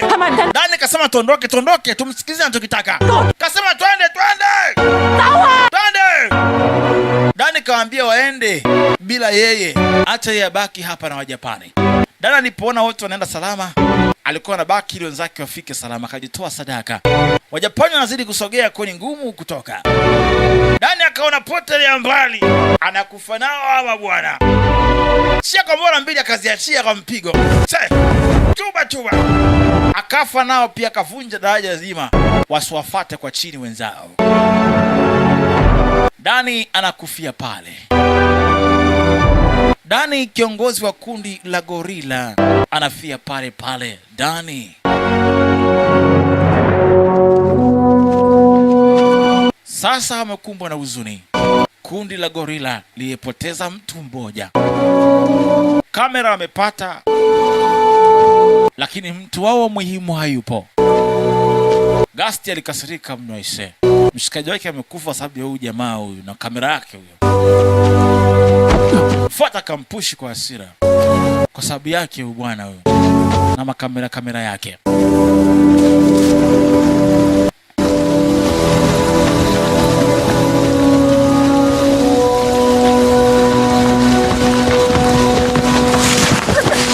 Binti anachoka. Binti anakasirika, katupa kamera kwa uchungu. Mimi amekasirika. Oi. Akanalia kwa uchungu kweli. Jamaa akamwambia shika kamera yako bwana. Sogea kule. Kwa sababu ya huyu mpumbavu huyu. Kata ngumi za kutosha. Dani kafa juu ya huyu mjinga. Huyu mpuzi huyu. Hizi mwachi. Wewe Gasti. Acha. Ni有这个劲儿打日本鬼子去？ Kama na hasira pigana na Wajapani bwana. Sawa basi. Ngoja kalipe kisasi sasa hivi. Oya. Mission yetu ni kuhakikisha huyu mtu anafika salama sehemu anaenda. Dani alikubali hii kazi. Baadaye akawafuata kuwalinda. Amefanya hivi ili tukamilishe mission. Huwezi kwenda kichwa namna hii. Fuata mission Dani aliyosema. Amekufa ili mission ikamilike. Ndege inapita hapo. Wakazima taa.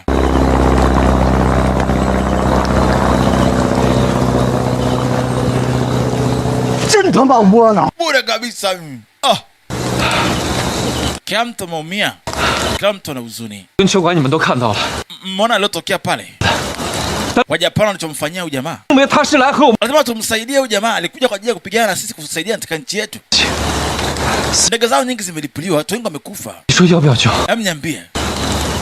Tunafaa kumuokoa, tufai kumuokoa. Huyu ni mgeni. Amekuja kutusaidia nchi yetu kupigania na maadui hawa. Jamaa akampa hiyo kamera, shika bana.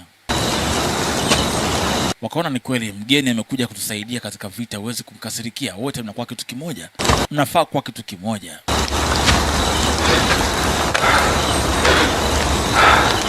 Jamaa alimwambia shika kamera, kwa kuonesha ishara kwamba huna nia mbaya na yeye, mpelekee hiyo kamera.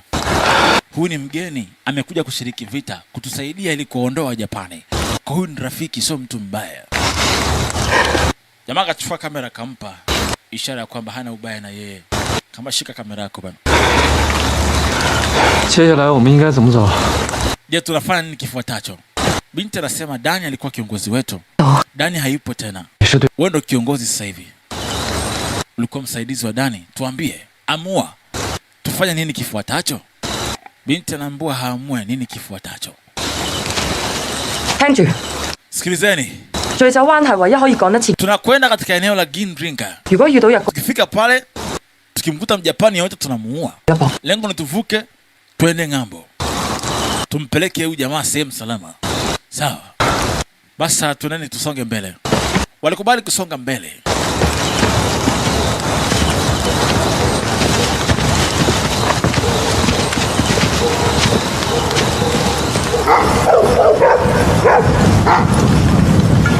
Wajapani wanakuja na mbwa. Mbwa anavuta harufu huku wanasogea pole pole. Wanasikia harufu sehemu mtu kaweza kupita.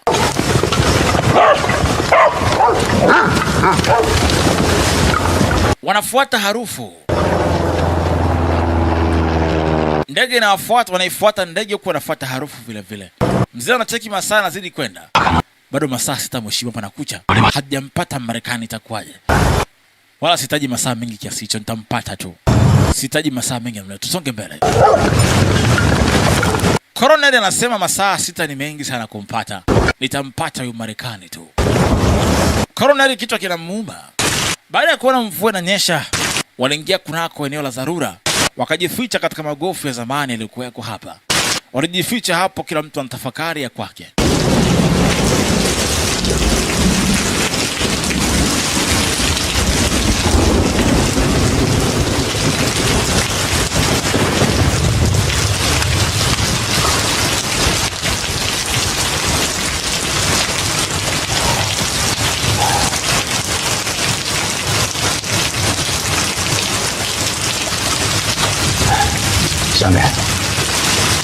Jamaa akamwambia mimi, sikiliza. Mimi hii ni pistol. Pistol ina risasi 8. Ukitaka kutumia unaijaza. Na ukiwa unaijaza hii pistol, hakikisha kwamba risasi zote zinaangalia chini. Risasi zote ziangalie chini. Hii itaokoa maisha yako kwa dharura. Akana mfundisha mtoto kutumia bunduki. Binti akaona hizo sawa. Anamfundisha mtoto kutumia bunduki kwa nini? Akampora. Kwa mfundisha kujifunza kutumia silaha huyu mtoto bado ni mdogo. Hafai kutumia sasa hivi. Ndio. Kwa Japani watu wabaya. Wala sio binadamu wa Japani wale. Wanaua mtu yote unayemuona. Ni wanyama wale, wanafaa kuuawa. Mtu atakiona anafaa kuua mtu atakiwaona. Kwa namfundisha mtoto kujihami. Dada, sikiliza dada. Mimi ana miaka 9 huyu mtoto. Ana miaka 9 huyu binti. Nataka nihakikishe kwamba anakuwa salama. Nataka mtoto huyu aishi kwa furaha. Nimekosea nini hapo?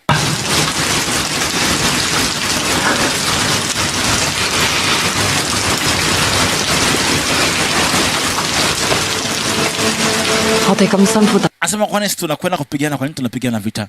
Tunapigana vita kwa ajili ya watoto wetu waishi kwa amani. Watoto wetu waishi kwa amani na furaha, sio kujua silaha. Tunapigana vita sisi ili watoto wetu wafurahie baadaye, waishi kwa amani. Sio kuwafundisha watoto wetu kutumia silaha, hapana. Hilo sio lengo letu.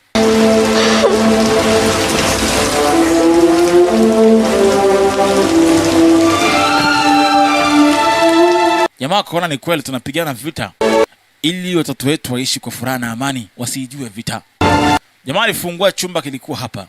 Mimi, ingia humu ndani. Mimi, ingia humo. Njoo. Ingia hapa. Tutakutana baadaye jua likichomoza. Hapana, nataka nje na nyie. Wanafahamu ni hatari wakiana maana huyu mtoto anaweza akafa muda wowote. Wao wamwache mtoto hapa, wao waende. Kaa ndani. Hapana. Mimi sitaki kukaa. Nataka niondoke na nyie. Fuata amri. Nataka kuwafuata nyie. Mimi sikiliza. Nafuata nyie. Mimi siendi sehemu yoyote. Nataka nibaki na nyie. Mtoto akanalia anataka baki na wao. Lakini wao wanajua kwamba kuna hatari kubwa inawakabili, huenda wakafa wote. Jamaa akaona kwa nini simpe mtoto kamera akabaki nayo? Afu ni kweli. Huyu Marekani akaambia chieni niongee na yeye. Wamarekani ni wataalamu kuongea na watoto. Akaambia chieni niongee na yeye. Akamuita Mimi, njoo. Chukua hii kamera ubaki nayo wewe. Utawapa wanajeshi baadaye. Akaambia mpe mtoto apokee. Asema hii ni muhimu sana mtoto. Na hii itaokoa maisha ya watu wengi sana. Kama nilivyookoa maisha yangu pia, na hii itafaa kuokoa maisha ya wengine pia.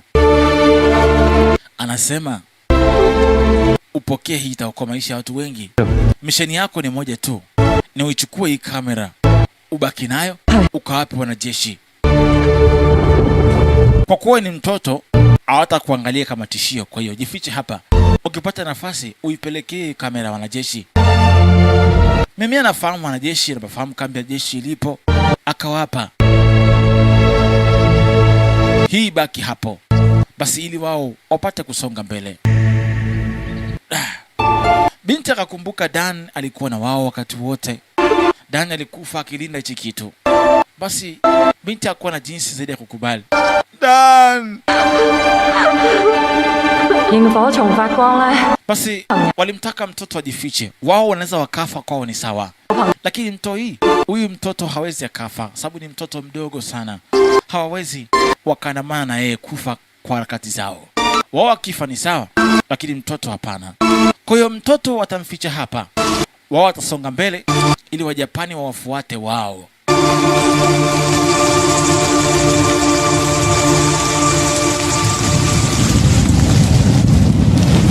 Basi binti alikubali kufichwa, japo hakupenda, lakini kwa kuwa ni hali ilivyo, ilibidi akubali.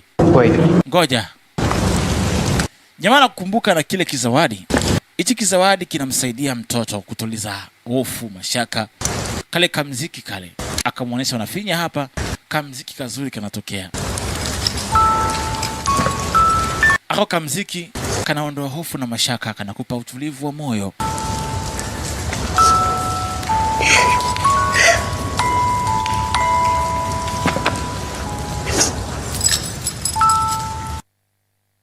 Alimpa mtoto kile kikitu, ila hawajui kama watapona au watakufa, ila alimpa tu kama zawadi.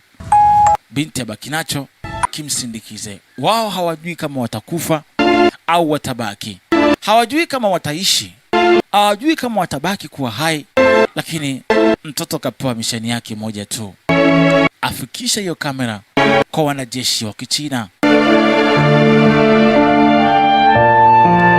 Basi mtoto anajua ameachiwa jukumu kubwa sana kulitimiza. Alibaki na kamera na alikubali kuwa wamwache. Na sasa wanamwacha humo. Hawajui kama watakuja kumpata, hawajui kama watarudi wakiwa hai, kwani Wajapani wanawafuata hatua kwa hatua.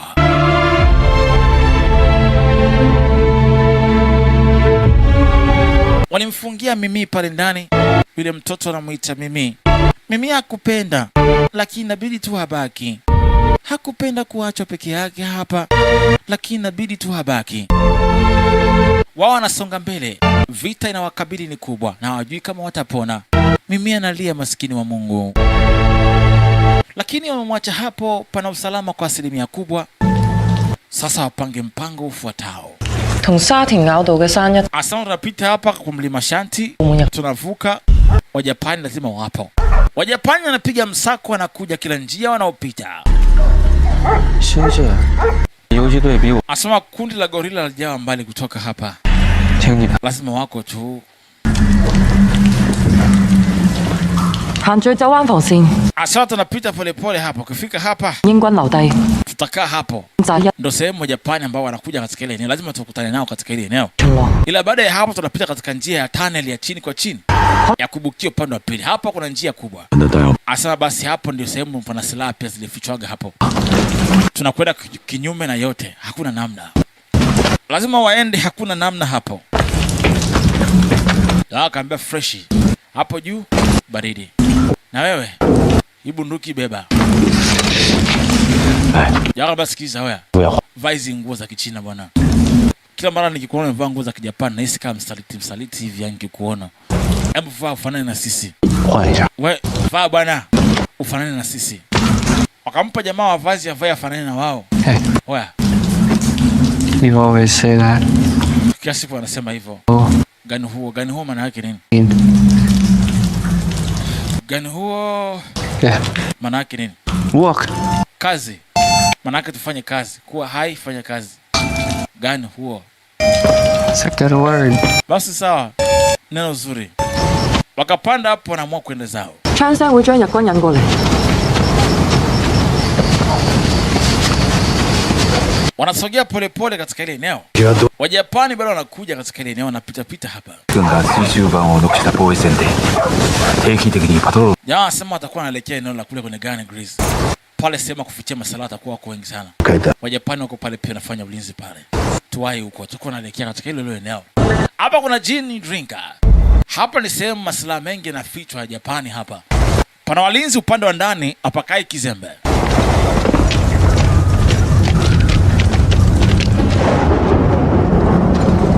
Sasa wanaingia upande wa ndani. Wanavuka kupitia hili pango.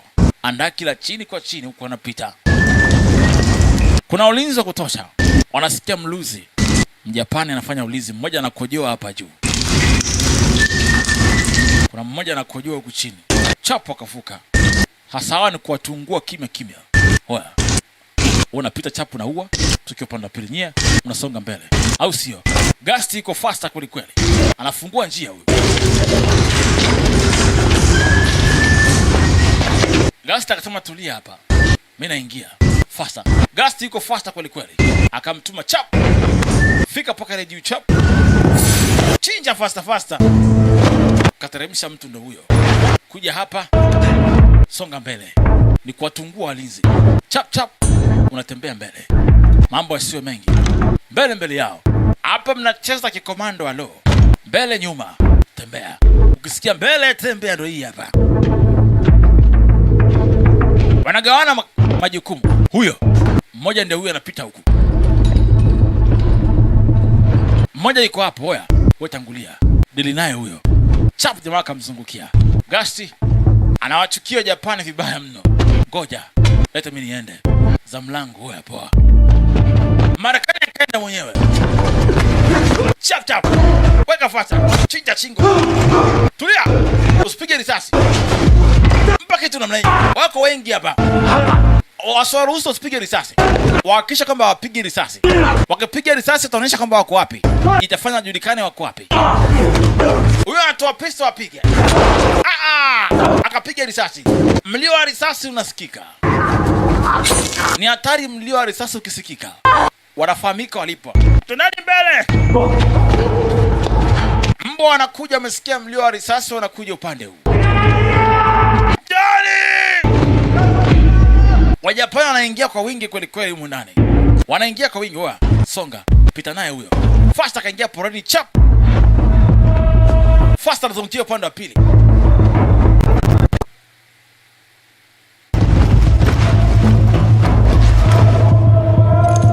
Hapo vipi? Songa mbele. Jamaa akaachia kombora hiyo. Andi grenade hiyo. Kimbia! Aya! Goma imelipuka.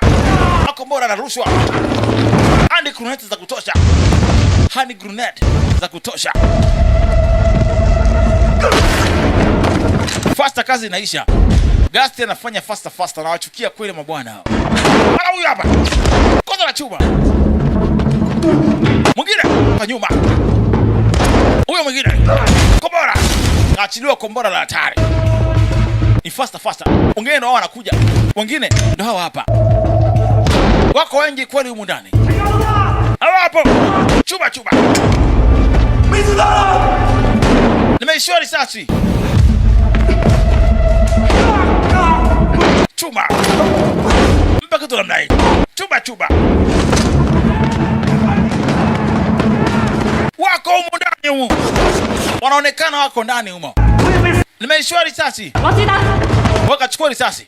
Hapa ndani kuna marisasi yamefichwa mengi sana. Fasta kachukua marisasi ya kutosha ya kuapa.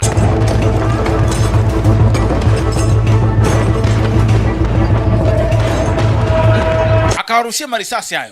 Wagawani haraka. Wao wanakuja. Wao hapa. Wajapani wameingia kwa wingi. Shika jabali. Mbali tena namna hiyo.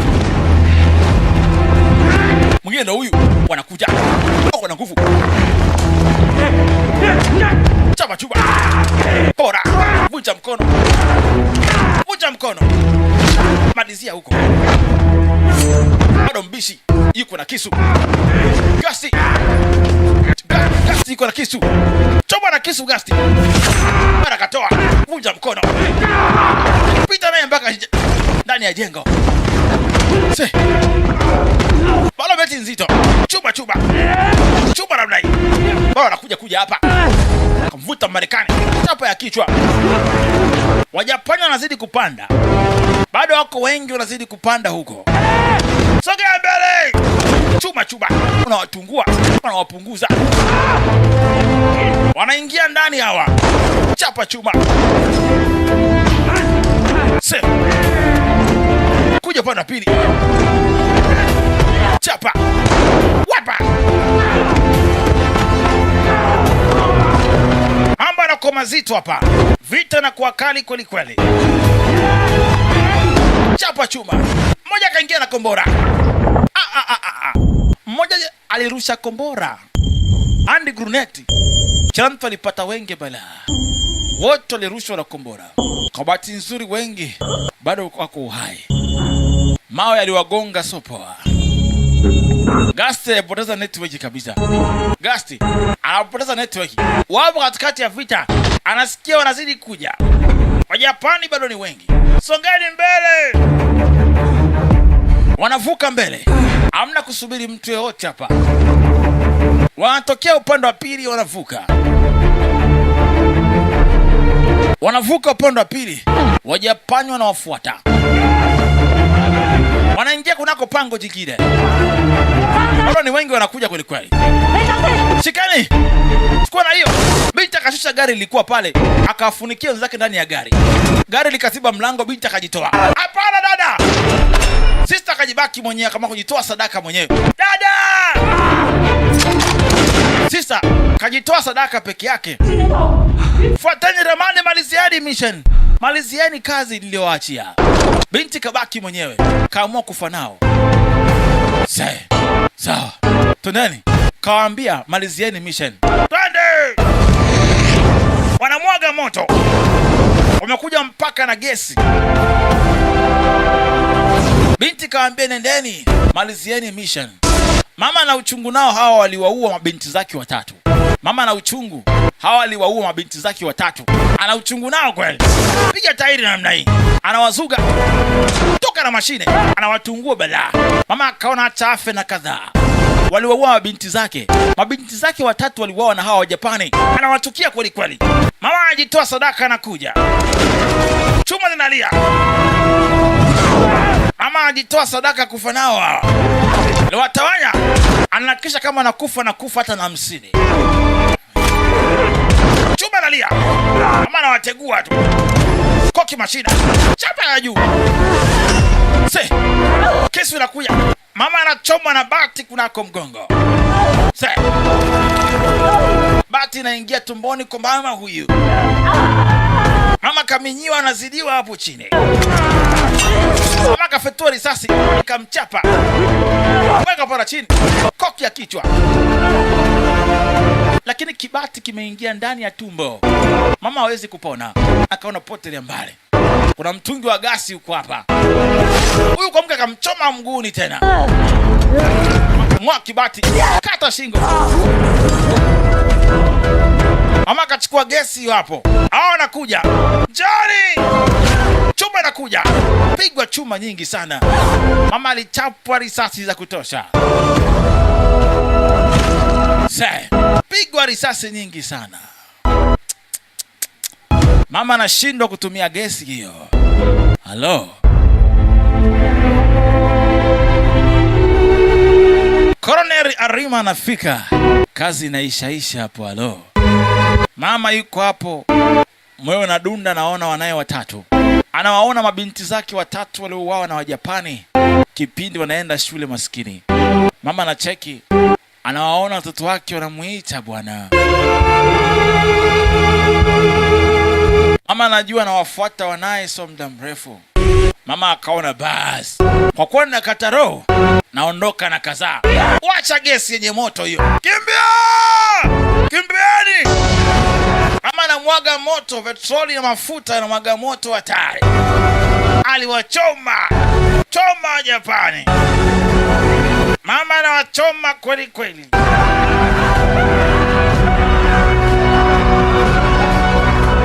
Choma kwa machungu. Takama na kufa. Alikufa kisujaa kweli kweli. Aliondoka na Wajapani kaza wa kaza.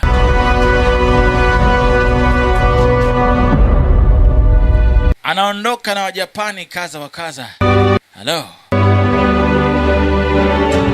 Pale pale roho ikaiacha mwili.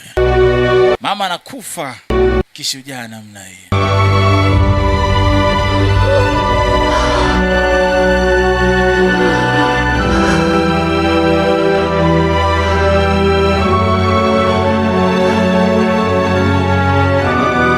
Anakumbuka alikuwa mama wa nyumbani tu maskini, akiwalia mabinti zake watatu kabla Wajapani akuja kuangamiza watoto wake. Watoto hao waliuawa kwa risasi na Wajapani.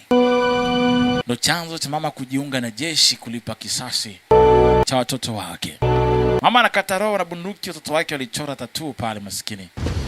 Kabaki Colonel Arima peke yake. Anafika binti ashakufa. Alo, kazi imeisha hiyo. Kabaki mwenyewe, vikosi vyake vyote vimeisha. Sasa kasalia peke yake na uwezi kurudi kambini hujakamilisha kazi. Akaona wavizie katika mashimo. Akajua hawa jamaa hawajaenda mbali. Acha niwavizie kwa mbele. Akawavizia kwa hapa. Watapita hapa ndani ya tunnel.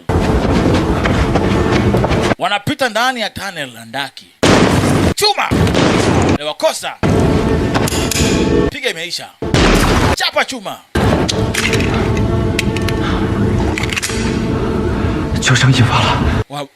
Zimeisha risasi. Wameishiwa risasi. Oye! Nipatieni huyo Marekani huyo. Nipeni huyo Marekani. Mtawaacha muishi. Mmenisikia? Anamtaka Marekani tu. Jamaa kamba tulieni niwaoneshe. Mvizie. Nibaki risasi moja tu. Hiyo. Kabaki na risasi moja. Risasi moja nafaa kufanya kitu. Chapa chuma. Nakumbuka Shanghai.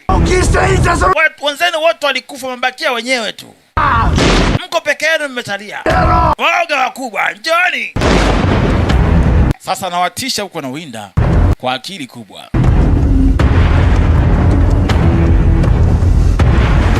Anawatisha huko na wawinda kwa akili kubwa. Lo. Jamaa akaona, sikiliza hapo vipi. Akasikiliza akaona wako hapa. Huyu ni mtaalamu. Akaona hawa jamaa wako hapa, ngoja.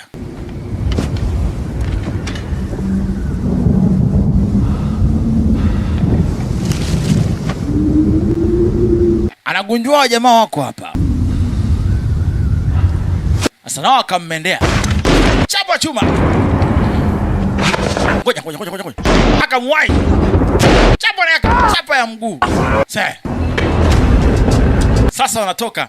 Washampiga ya mguu, jamaa hawezi kutembea. Amepigwa ya goti. Asiye kwenye goti hawezi kutembea vizuri.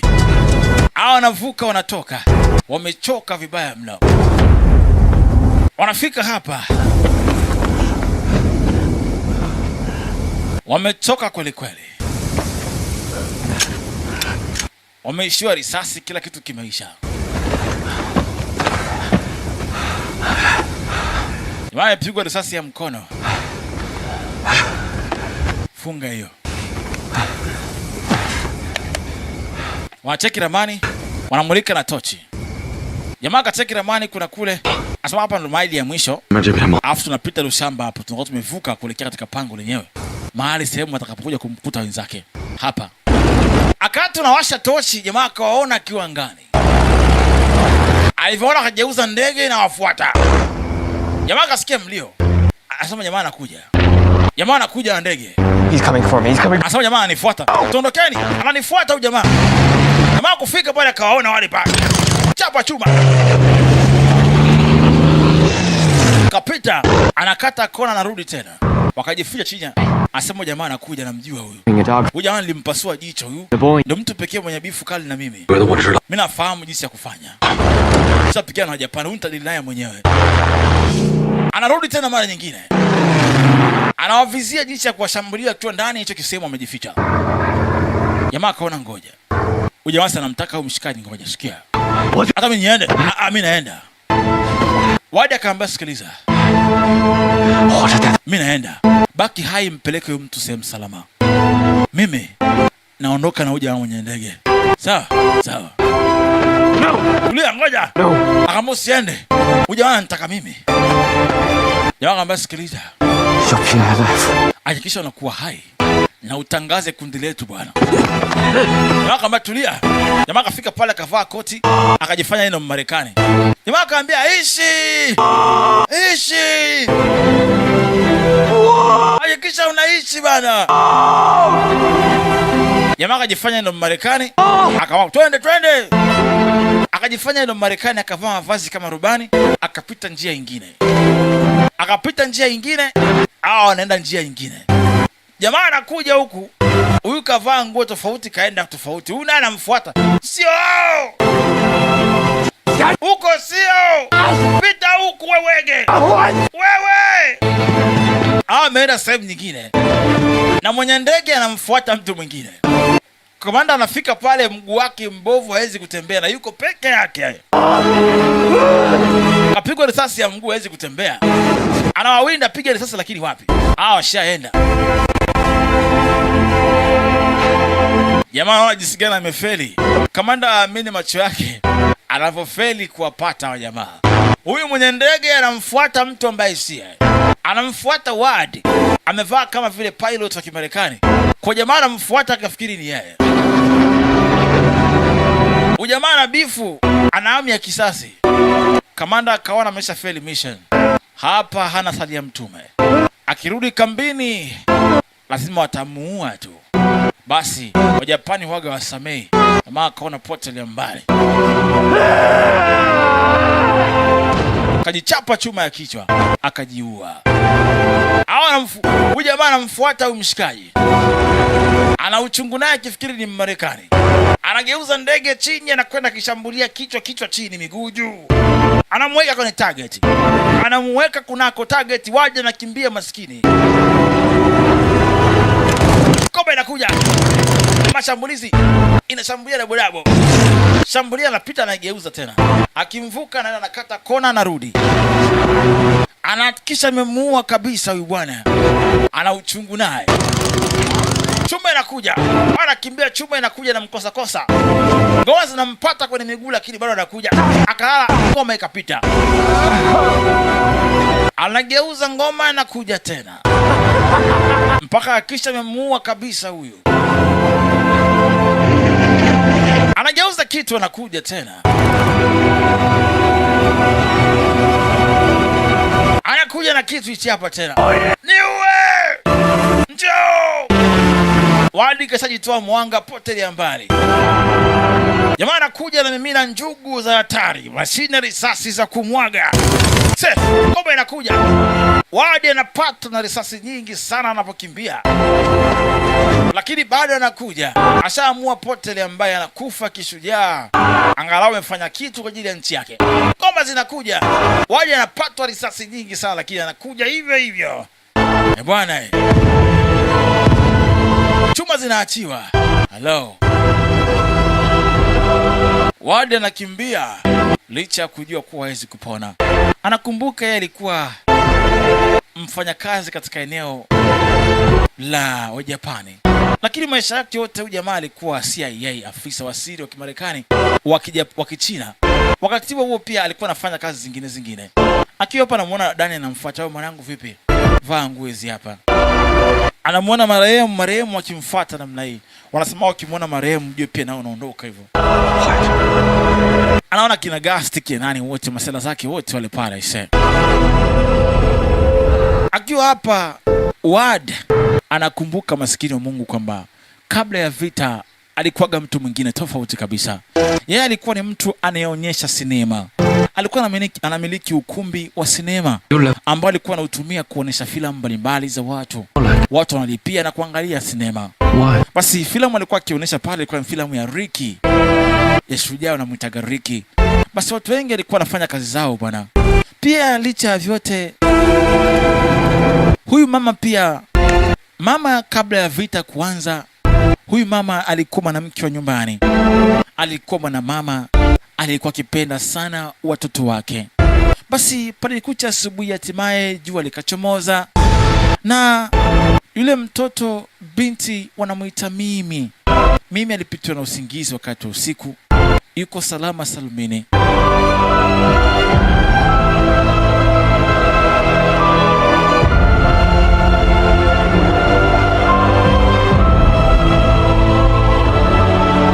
Mimi anaamka yuko salama salmini.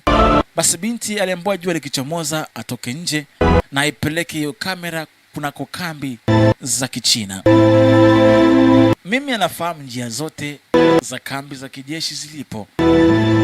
Baadaye alitoka akaona jua, asijui hatima ya wenzake wote. Angalau kaona jua limechomoza, anaamini ushindi upo, hajalishi nini kimetokea.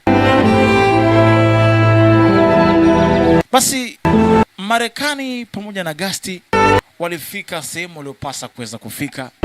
Walifika kunako pango, sehemu ambapo ni bandari ya siri wa Marekani na wenzake atakuja kumchukua mpeleke kunako kambi halisi.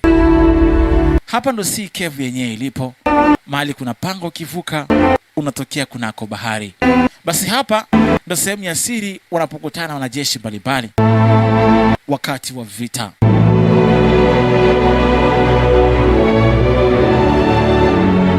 Sehemu hii ni salama sana kwa wao kufika na wenzao kuwakuta. Basi baada ya mikiki mingi kuweza kuwakuta pilika zote, basi kila mtu alikuwa amechoka kwa yote aliweza kuwakuta. Wamefika hapa, wanasubiri waweze kufuatwa. Anasema Dan, dadangu sister, nimekamilisha mission ya kumfikisha Marekani sehemu alipotakiwa kufika. Mission yangu nimekamilisha.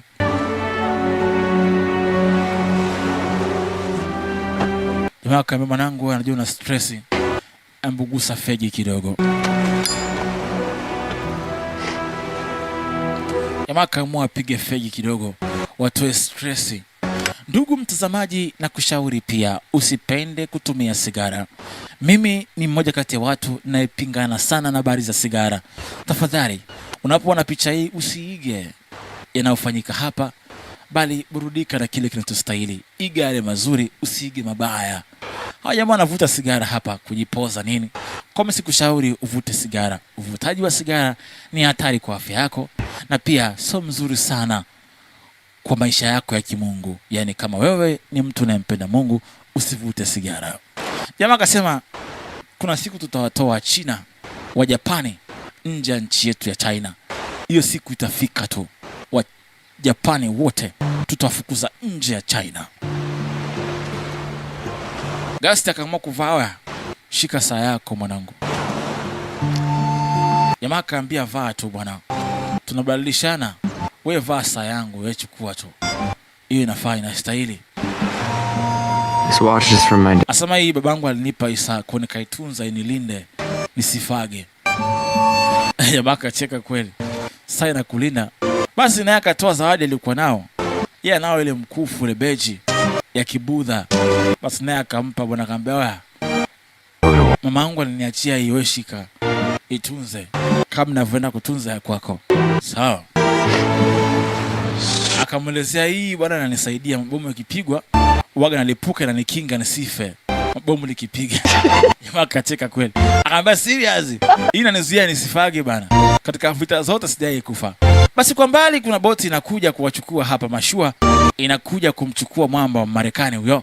Basi hao walikamilisha, baada ya siku 2 baadaye walikuja kumchukua wakampeleka Marekani sehemu husika. Baadaye akaondoka moja kwa moja akapelekwa kunako kambi yake, na alifika kunapo kambi yake. We were instructed to set out. Baadaye alipata taarifa zote na ndege zikatumwa nyingi sana kwenda kulipua rada ya Kijapani iliyokuwa inawasaidia, na baadaye jamaa alirudi kazini kama kawaida. Mshikaji huyu hapa alirudi kazini kama kawa kuendesha jeti za Kimarekani kufanya mashambulizi kwa Japani kwelikweli. Hajai kumsahau msela wake mmoja, mshikaji wake mmoja huyu hapa, walipenda kucheza sana na jeti mara nyingi, kusalimiana mara kwa mara na wanaye kibao. Hii inaitwa saluti.